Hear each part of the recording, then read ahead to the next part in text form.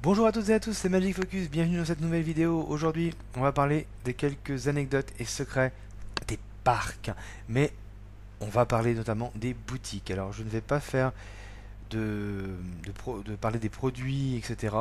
Ça m'intéresse pas. On va parler de toutes les petites choses intéressantes que l'on peut trouver dans les boutiques si on est attentif. Donc, c'est parti pour cette vidéo en espérant que vous allez apprendre des choses. Alors, on commence avec la coupole de l'Emporium à Main Street. Et la coupole de l'Emporium, elle s'inspire d'une autre coupole très célèbre à Paris. Il s'agit de la coupole qu'on trouve au Galeries Lafayette, dans les grands magasins parisiens. Voilà. Bien sûr, cette coupole est beaucoup plus petite que la véritable que l'on trouve du côté de Paris. Mais ce qui est intéressant, c'est ce qu'on va voir dessus. Sur cette coupole, on va voir pas mal d'inventeurs. Et oui, pas mal d'inventeurs du siècle dernier. Et donc justement, c'est intéressant de voir qui on a dessus. Eh bien, je vais vous dire qui on a. On a Alexander Graham Bell, qui est l'inventeur du téléphone de manière générale, le téléphone tel qu'on le connaît aujourd'hui. George Washington Carver, qui a amélioré la culture de l'amélioration des usages et du coton et des arachides.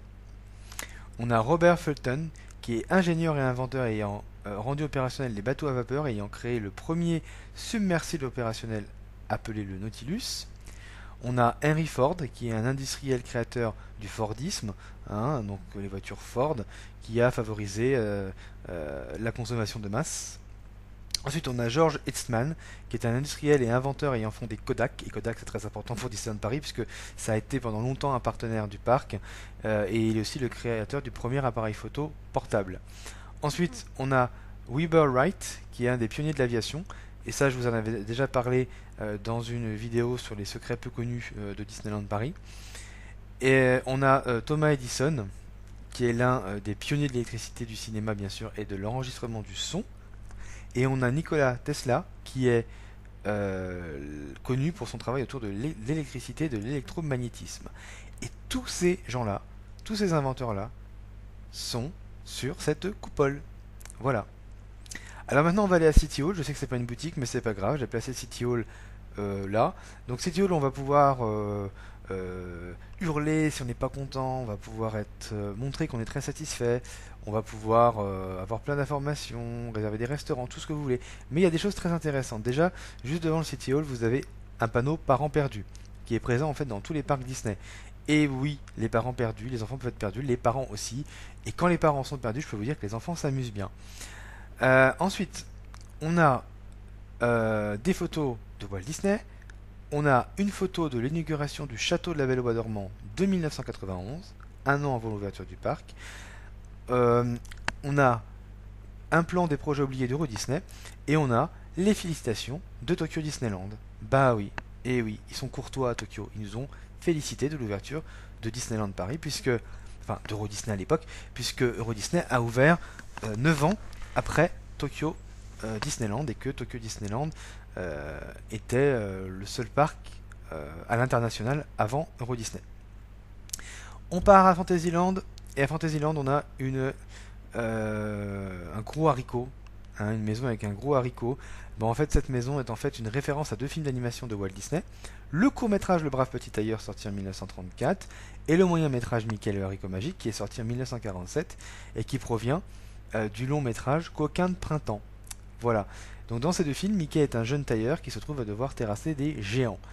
Alors, vous découvrirez beaucoup de références à ces deux dessins animés dans cette boutique, bien sûr, à commencer par le haricot géant avec les légumes, voilà. Mais aussi, vous allez pouvoir retrouver les ciseaux de Mickey qui ont été utilisés en guise d'épée dans le brave petit tailleur. Il vous sera aussi possible d'apercevoir le géant regardé par une fenêtre à l'intérieur de la boutique si vous êtes bien observateur. Et enfin, il est assez intéressant de voir que le film Le Brave Petit Tailleur, dans le film, la fin de ce film se finit là où Mickey et Minnie font du carrousel. Eh bien, c'est très bien. Ce lien est magnifique. Pourquoi? Vous ne voyez toujours pas le lien? Eh ben parce que la boutique est située juste à côté du carrousel. Donc voilà, le lien est tout trouvé. Allez, on passe à la chaudière des sept nains. C'est le prolongement de l'attraction. C'est tout simplement. En réalité, ici, vous êtes dans la chaumière des nains. Tout va faire croire, laisser croire que les nains vivent ici. Bon, c'est vrai que il y a beaucoup de merchandising dans cette boutique. Mais en même temps, regardez bien autour de vous et observez tous les détails. Il y a énormément de détails que l'on voit dans le dessin animé de Blanche-Neige et les 7 nains. Et pour renforcer l'authenticité de la chaumière de cette boutique, on a mis par exemple les tasses, on a accroché les tasses des nains avec leur nom dessus, on a mis des lits où c'est qu'on va pouvoir voir le nom des 7 nains, ou encore les clés, trousseaux de clés. Et il y a plein de détails dans cette boutique qui sont absolument incroyables, et tout nous fait penser qu'on est vraiment, vraiment dans la chaumière des 7 nains. Voilà. Alors, il y a aussi une autre boutique à Fantasyland qui s'appelle la boutique de Geppetto. La Bottega di Geppetto, c'est en italien. Et en fait, c'est l'endroit où travaille Geppetto. Voilà. Et tout est minutieusement reproduit. C'est-à-dire que la façade de la boutique fait penser à la maison de Geppetto. Et à l'intérieur, vous avez l'atelier de Geppetto qui est reconstitué. Et tout ce que vous voyez, au niveau des pendules, au niveau des coucous, qui ont un aspect boisé, eh bien ce sont que des pendules et des coucous que l'on retrouve dans l'atelier de Geppetto, dans le dessin animé de Pinocchio.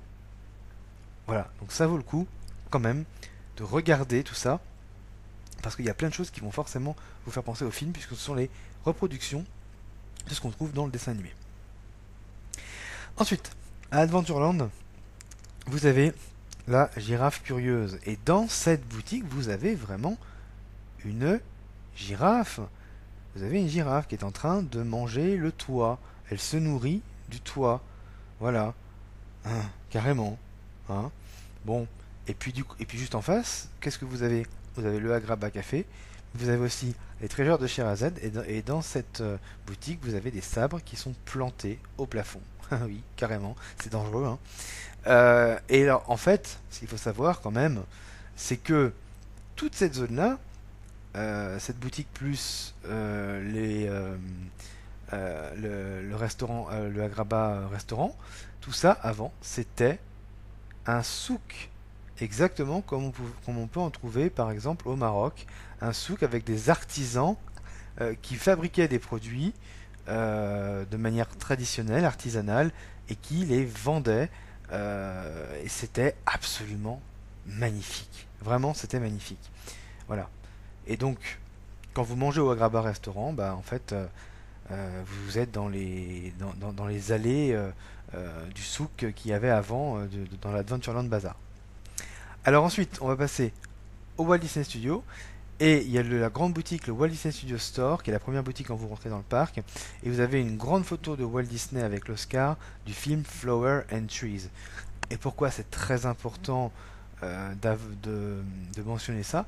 Parce que Flower and Trees, c'est le premier dessin animé totalement en couleur que l'on a pu observer dans le monde de l'animation. Voilà. Alors, si vous faites la tour de la terreur et que vous passez par la boutique ensuite, jetez un œil à des portraits. Il y a des portraits en noir et blanc. En fait, ces portraits représentent des familles qui ont séjourné dans l'hôtel. Et eh bien, ce qu'il faut savoir, c'est que dans l'une des photos, vous avez une petite fille qui tient une poupée vintage de Mickey, qui était en fait l'une des toutes premières à avoir été commercialisée. Donc, c'est intéressant de voir que ils ont vraiment pensé à tout pour que ce soit cohérent quand même. Voilà. Bon, allez, maintenant on va passer au Disney Village. Alors, on va regarder attentivement ce qui se passe au niveau du Disney Store. Vous avez un décor au Disney Store. Et vous avez des personnages qui sont sur des fusées et qui tournent autour d'un orbite. Vous avez aussi le château de la Belle au Bois dormant qui est représenté, etc. Eh bien, ça n'a pas changé depuis 1992. C'est un décor qui est là depuis Euro Disney, depuis 1992. C'est cool. Et enfin, vous avez dans la grande boutique World of Disney plein de choses qui vont faire penser au voyage. Déjà, regardez attentivement, vous allez avoir des valises qui vont être disséminées d'un endroit à un autre.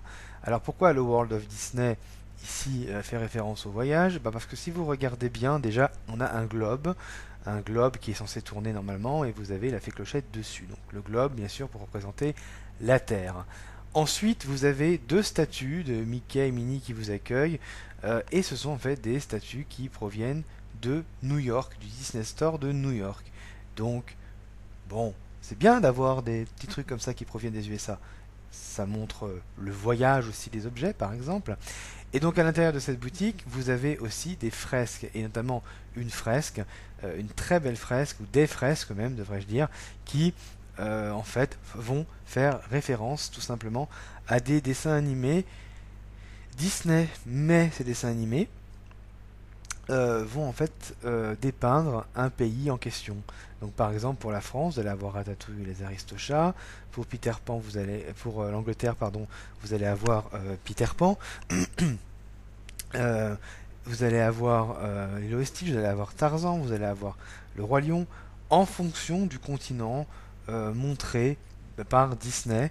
Et ça, je trouve ça vachement bien. D'ailleurs, vous pouvez retrouver ces fresques en vente dans la boutique. Vous avez bien sûr une montgolfière, hein, où Mickey et Minnie vont s'envoler pour voyager au World of Disney. Et puisqu'on parle de voyage, et bien à l'extérieur de cette boutique, vous avez, et ça c'est très intéressant parce que peut-être que vous les avez jamais vus, vous avez des étoiles avec dessus tous les resorts Disney sauf Shanghai qui figurent donc au sol. Et donc en fait, ces étoiles, vous avez le nom du resort et vous avez aussi le nombre de kilomètres qui vous séparent de ces destinations. Donc Disneyland Resort, Disney World, Tokyo Disneyland et Hong Kong Disneyland. Donc voilà un petit peu pour cette vidéo qui concerne uniquement les boutiques de Disneyland Paris. J'espère que ça vous aura plu, que vous aurez appris des choses. Si c'est le cas, n'hésitez pas à vous abonner, à liker, ça me fait absolument plaisir. Merci encore à ceux qui le font. J'encourage les autres à le faire également et on se retrouve très bientôt. Merci beaucoup, au revoir et à bientôt. Merci d'avoir regardé.